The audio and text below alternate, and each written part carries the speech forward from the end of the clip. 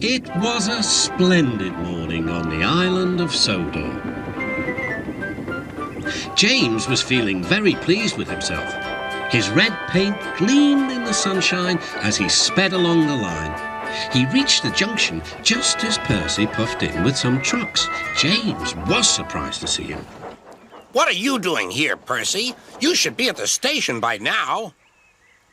I know, sighed Percy. These trucks have been troublesome all morning. That's no excuse, Percy. Nothing should stop us. Sir Topham Hatt relies on us to be on time.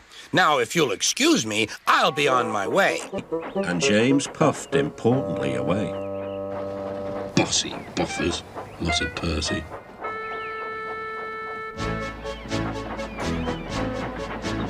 James arrived at the harbour. It was market day. The harbour yard was filled with the sweet smell of fruit from faraway lands. The fruit was delivered in big ships. James watched as strawberries, oranges, melons and bananas were carefully loaded into his trucks. Then he set off for the station on the main line.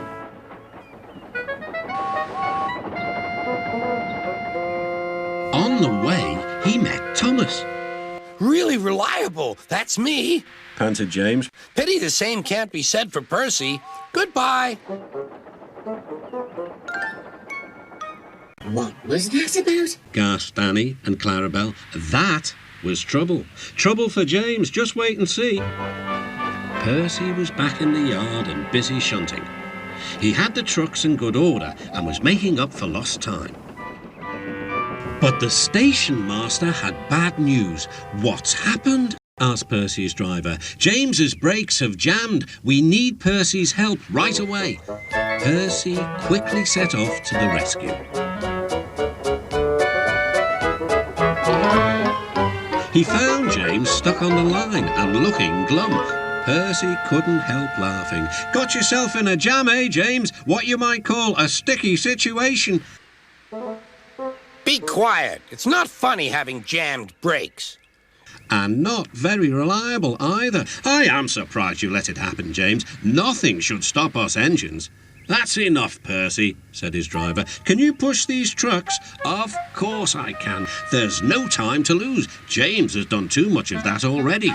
James angrily hissed steam as Percy was coupled to the trucks. Off we go, said Percy. I'll have to go fast to get there in time.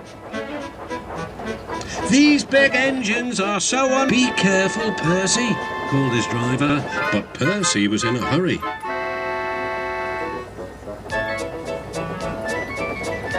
He didn't see that the points had failed and that he had been diverted into a siding. Look out, Percy, shouted his driver and applied the brakes, but it was too late. The driver and the fireman had jumped clear, but squashed fruit squirted all over Percy.